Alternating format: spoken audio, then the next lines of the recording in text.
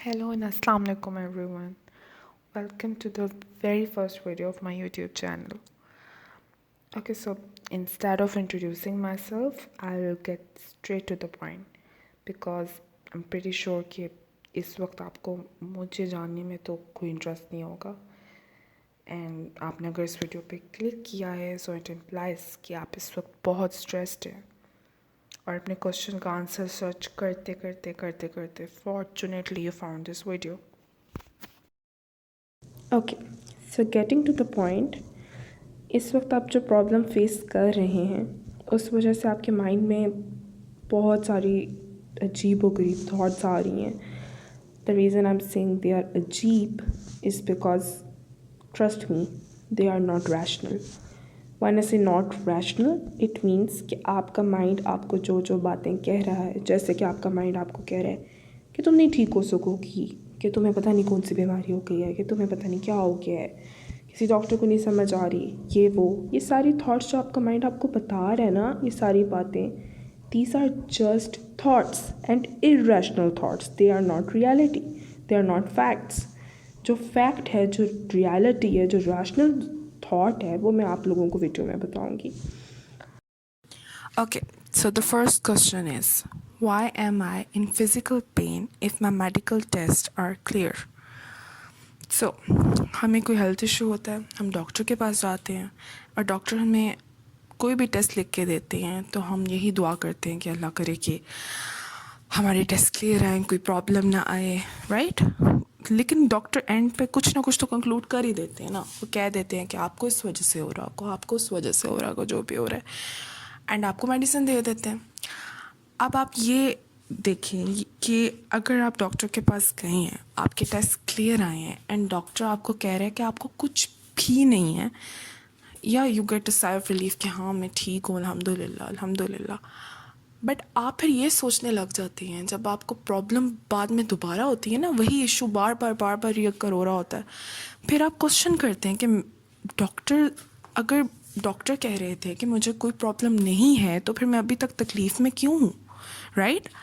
जब आप एक डॉक्टर के पास जाते हैं, वो कहते हैं कि आप बिल्कुल ठीक हैं, आप क्या सोचते हैं? आप यही सोचते हैं कि मुझे सेकंड ओपिनियन ले लेना चाहिए, मे बी ये डॉक्टर फिगर आउट नहीं कर पा रहे प्रॉब्लम, आप सेकंड ओपिनियन लेते हैं, फिर आप थर्ड ओपिनियन भी ले लेते हैं. जब तीनों डॉक्टर एक ही बात कहते हैं ना कि आपको कोई प्रॉब्लम नहीं, आप बिल्कुल ठीक हैं, तो आपको एक तरह से एक रीअश्योरेंस ही मिल जाती है. और जब आपको रीअश्योरेंस मिलती है, जो प्रॉब्लम आप फेस कर रहे होते हैं ना, जो फिज़िकल इशू आप फेस कर रहे होते हैं, वो ठीक हो जाता है, खुद ब खुद गायब हो जाता है. वो क्यों ठीक हो जाता है और फिर वो दोबारा क्यों आ जाता है, दोबारा से वो रिकर क्यों होता है? कुछ ऐसा होता है जो उसे ट्रिगर करता है. वो ऐसी कौन सी चीज़ है जो आपके फिज़िकल हेल्थ इशू को ट्रिगर करती है? ये सारे क्वेश्चंस इंशाल्लाह by the end of this video आपको, आपकी कन्फ्यूजन बिल्कुल क्लियर हो जाएगी और आपके क्वेश्चंस को. अच्छा, सो एज ए मैंशन कि जो सिम्टम्स होते हैं ना, जो फिज़िकल हेल्थ इशू इस तरह के लोग पेशेंट्स फेस कर रहे होते हैं, वो जब 2 या 3 डॉक्टर्स के पास जाते हैं और सुनते हैं उन्हें कहते हुए कि आपको कुछ नहीं है, तो उनके सिम्टम्स बिल्कुल ठीक हो जाते हैं. लेकिन अब मैं इस बात पे जितना एम्फोसिस दूँ कम है कि कुछ केसेस में ऐसा होता है कि वो सिम्टम्स दोबारा से रीअपीयर हो जाते हैं. कुछ लोग क्या करेंगे, रीअपीयर होंगे तो उसे इग्नोर मारेंगे. कुछ लोग क्या करेंगे कि मेरी तरह वो बैठ के ओवर थिंक करने लग जाएंगे. ओ मुझे ऐसा तो नहीं है कि डॉक्टर को मेरी प्रॉब्लम पता ही नहीं चल रही है, ऐसा तो नहीं है कि मुझे कोई ऐसी अनोखी बीमारी हो गई है जिसका किसी डॉक्टर अभी तक इन्वेंशन ही नहीं हुई. अब इस तरह के क्वेश्चन आएंगे माइंड में. मुझे एक और डॉक्टर के पास जाना चाहिए, मुझे एक और डॉक्टर नहीं, मुझे किसी और स्पेशलिस्ट के पास जाना चाहिए, मुझे ये टेस्ट भी करवाना चाहिए, मैंने अभी तक ये टेस्ट नहीं करवाया. ये क्वेश्चन उन्हें कॉन्स्टेंटली, उनका माइंड उन्हें और ये क्वेश्चन उन्हें बुली करता है. कॉन्स्टेंटली वो अपनी इन इरेशनल थाट्स पे यकीन करते रहते हैं, और बिकॉज वो इन पे यकीन करते रहते हैं, इस वजह से उनके सिम्टम्स दोबारा से आ जाते हैं और ठीक नहीं हो रहे होते. तो मैंने अभी थोड़ी देर पहले जो मेंशन किया था कि कुछ ऐसा होता है जो उनकी प्रॉब्लम्स को ट्रिगर कर देता है, वो कुछ ऐसा क्या है? Stress.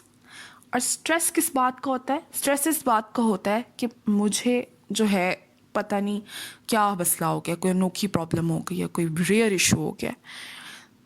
And listen, I'm and listen, I'm not saying this based on something I have read किसी आर्टिकल में या किसी बुक में. मैं सिर्फ ये उस बेसिस पे नहीं कह रही. आई हैव एक्सपीरियंस दिस, ठीक है. I have been through this. And secondly I am also a student of clinical psychology. इंशाल्लाह बहुत जल्दी clinical psychologist बन जाऊँगी. So you can trust me on everything I'm saying. So basically ये video उन लोगों के लिए जिनको रीअश्योरेंस से सुकून नहीं आता.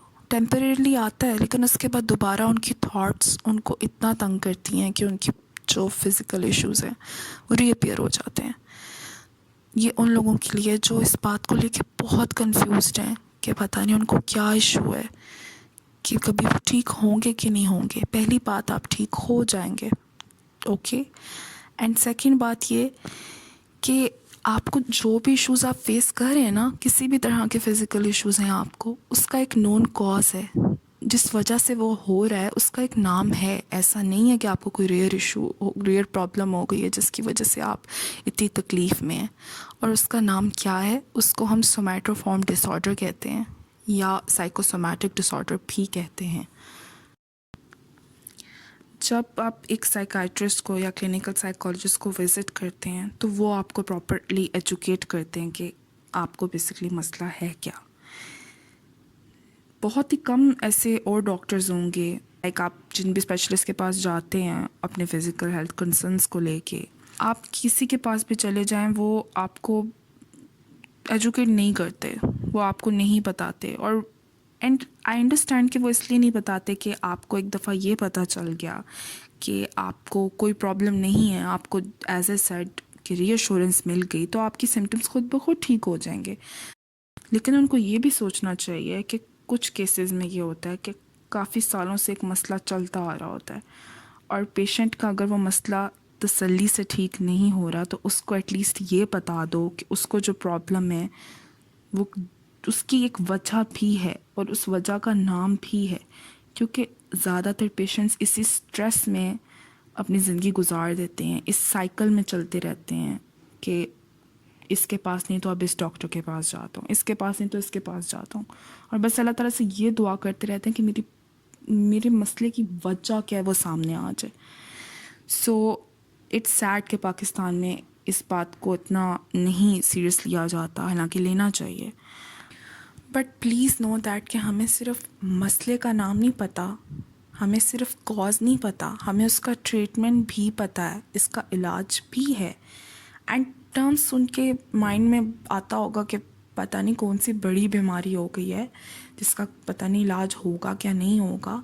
बट ऐसा कुछ भी नहीं है. इसे सिंपल वर्ड्स में अगर मैं डिस्क्राइब करूं तो जब आप कोई स्ट्रेस लेते हैं तो आपकी बॉडी रिएक्ट करती है. सिंपल वर्ड्स में, स्ट्रेस लेंगे तो बॉडी रिएक्ट करेगी. इसको समझने के लिए ना आप इस एग्जाम्पल को कंसिडर करें कि अगर एक इंसान को पीनट एलर्जी है और वो पीनट्स खा लेता है तो क्या उसकी बॉडी पे उसका असर नहीं होगा? इसी तरह से स्ट्रेस को भी लिया करें, इसको कोई बहुत बड़ी चीज़ नहीं बना दिया करें. चूँकि हम उसको बहुत ओवर कॉम्प्लिकेट कर देते हैं ना, इस वजह से हमारी बॉडी भी आगे से ओवर रिएक्ट कर देती है. ओके, सो अब हम डायग्नोस्टिक क्राइटेरिया डिस्कस करेंगे. जो इसका पहला पॉइंट है ना, उससे आप भी पढ़ लें, उससे ये बात क्लियर हो जाती है कि ज़रूरी नहीं है कि आपको स्ट्रेस मतलब स्ट्रेस का जो आपकी बॉडी जो रिएक्ट करती है स्ट्रेस को, वो रिएक्शन एक ही फ़िज़िकल सिम्टम के तौर पे सामने आए. हो सकता है कि आपको एक से ज़्यादा फ़िज़िकल इश्यूज़ हो रहे हों जो कि असल में जिनका कॉज फ़िज़िकल नहीं है, वो स्ट्रेस ही कॉज है. बट जो आपको वैलिड प्रॉब्लम हो रही है वो वैलिड तो है ना, वो एग्जिस्ट तो कर रही है ना, कॉज उसका कुछ और है. सेकंड जो पॉइंट है वो ये है कि आपको अपने जो आप सिम्टम्स फेस कर रहे हैं ना, उसको लेके आपको बहुत स्ट्रेस होता है. ठीक है, आपको परसिस्टेंट थॉट्स आती रहती है, मुझे क्यों ये सिम्टम हो रहे हैं. अब देखिए ये लिखा हुआ है यहाँ पे, persistently high level of anxiety about health और symptoms, excessive time and energy devoted to these symptoms और हेल्थ कंसर्न्स. यानी कि हर वक्त पेशेंट के माइंड में चलता रहता है, ये मैंने बहुत दफ़ा पहले भी बोल चुकी हूँ, हर वक्त वो सोचता रहेगा, उसकी थॉट्स का ही मसला होता है जिस वजह से उसे ये परसिस्ट कर रहा होता है ये डिसऑर्डर. क्योंकि उसे तसल्ली नहीं हो रही होती, उसको उसके माइंड में ये चल रहा होता है कि एंग्जाइटी चल रही होती है कि मुझे जो सिम्टम्स हैं वो क्यों ठीक नहीं हो रहे, कौन सा सीरियस मसला है। ठीक है, फिर सी पॉइंट जो सी क्राइटेरिया वो ये है कि ठीक है, आपको एक सोमैटिक सिम्टम कॉन्स्टेंटली प्रेजेंट, अगर आप कॉन्स्टेंटली उसको सफ़र नहीं भी कर रहे, कॉन्स्टेंटली प्रेजेंट नहीं भी है, लेकिन the state of being symptomatic is persistent, typically more than 6 months। अब इसको सिंपल वर्ड्स में, इसको बेस्ट वही इंसान समझ सकता है जो इससे गुजर है, which I hope and I pray कि no one goes through this. But या इसमें होता ये है कि